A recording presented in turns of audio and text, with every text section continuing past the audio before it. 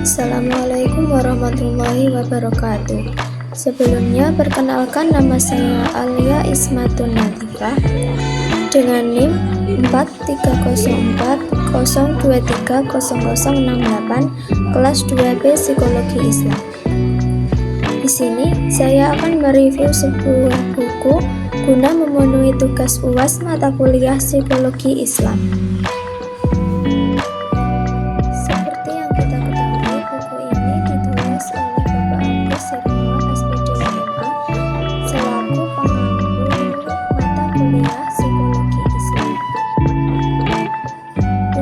Berjudul Psikologi Islam yang memiliki ketebalan 132 halaman dengan penerbit Pustaka Ilmu dari Bantul, Yogyakarta.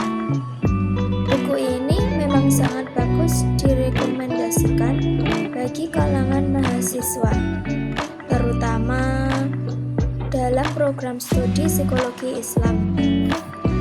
Karena dengan adanya buku ini memudahkan para kalangan pelajar seperti kita untuk lebih mendalami pengetahuan tentang apa itu psikologi Islam. Akan tetapi, buku ini terkadang kurang lengkap tentang pengetahuan di dalamnya atau beberapa materi di dalamnya. Mungkin karena masih minimnya kajian penelitian tentang psikologi Islam yang dilakukan oleh para peneliti, sehingga kurangnya sumber yang akan diambil untuk isi dalam buku ini. Selanjutnya saya akan menjelaskan tentang isi dari buku ini, mulai dari bab 7 sampai dengan bab terakhir, yaitu bab 15. Dimulai dari bab 7 yang berjudul Motivasi dalam Perspektif Islam. Motivasi sendiri berarti kekuatan yang terdapat dari diri seseorang yang mendorong untuk berbuat sesuatu. Motivasi ada berbagai macam, seperti motivasi belajar, berprestasi, dan lain-lain. Adapun peranan motivasi diantaranya yaitu sebagai pendorong manusia dalam melakukan sesuatu, menentukan arah dan tujuan aktivitas manusia, menguji sikap manusia dalam beramal benar ataupun salah, dan sebagai penyeleksi dalam kehidupan. Kemudian ada juga cara membangkitkan motivasi, yaitu dengan janji dan ancaman menurut Al-Quran dan melalui cerita yang digunakan pada proses belajar masyarakat kuno.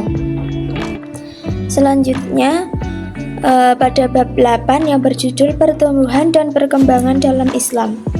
Di sini dijelaskan mulai dari pengertian pertumbuhan dan juga perkembangan manusia dalam Islam hingga urutan-urutan dalam perkembangan manusia. Lalu disebutkan juga faktor-faktor yang mempengaruhi perkembangan manusia, yaitu pertama, faktor hereditas atau keturunan, dan yang kedua, faktor lingkungan. Kemudian pada bab 9 tentang kesehatan mental dalam perspektif Islam, yang dimulai dengan tentang pengertian kesehatan mental, kemudian jelaskan juga dengan faktor-faktor yang mempengaruhi kesehatan mental dalam perspektif. Terdapat dua faktor yang mempengaruhi, yaitu faktor internal dan juga faktor eksternal. Terdapat juga pengertian konsep sehat dalam sakit mental dalam Islam, gangguan jiwa dalam Islam, dan juga penanggulangannya. Dan yang terakhir, terdapat ibadah dan kesehatan jiwa dalam perspektif Islam. Kemudian yang terakhir yaitu bab 10 menjelaskan tentang psikopatologi dalam perspektif Islam. Dimulai dengan pengertian psikopatologi dan penanganannya dalam Islam, yang dijelaskan secara rinci bagaimana penanganan psikopatologi dengan perspektif Islam. Dilanjutkan pada bab 11 yang menjelaskan tentang psikoterapi dalam perspektif Islam. Dimulai dengan pengertiannya, kemudian objek-objek psikoterapi Islam. Lalu terdapat juga metode psikoterapi Islam, di antaranya yaitu metode ilmiah, metode keyakinan, metode otoritas, dan metode intuisi. Adapun fungsi dan manfaat dari psikoterapi Islam yang dijelaskan secara detail di dalamnya. Kemudian dilanjutkan dengan bab 12 tentang kecerdasan dan potensi intuisi dalam Islam. Diawali dengan pengertian kecerdasan secara umum dan kecerdasan secara perspektif Islam. Lalu pengertian intuisi dan juga hal-hal yang penting di dalam intuisi. Selain hal penting, ada juga metode yang dapat melatih kecerdasan intuisi itu sendiri. Dilanjutkan dengan bab 13 yang menjelaskan tentang mimpi dan alam kesadaran manusia, yang dijelaskan dalam pandangan Islam sesuai tinjauan Al-Quran dan As-Sunnah, dan dijelaskan juga tentang teori-teori dalam mimpi.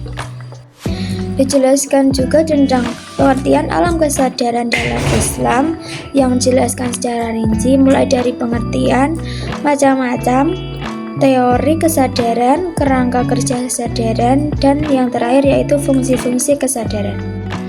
Kemudian bab 14 dengan judul doa, dzikir, dan tazkiyatun nafs, dengan pengertian doa, kemudian manfaat dan syarat-syaratnya juga, dan juga terdapat tahap-tahap pada terapi doa. Kemudian dijelaskan dzikir dan pengertiannya, dan juga metode-metode pada tazkiyatun nafs dalam kehidupan sehari-hari. Yang terakhir yaitu bab 15 yang berjudul berpikir dan lupa dalam perspektif Islam, teori berpikir dalam Al-Quran dengan langkah-langkah dalam memecahkan suatu masalah. Adapun kesalahan berpikir dalam perspektif Islam, ada juga lupa dalam Al-Quran dengan macam-macam lupa, faktor penyebab lupa, dan terapi lupa menurut Al-Quran. Sekian dari penjabaran saya, kurang lebihnya mohon maaf jika ada salah tutur kata di dalamnya. Semoga apa yang saya sampaikan bisa bermanfaat bagi kita semua.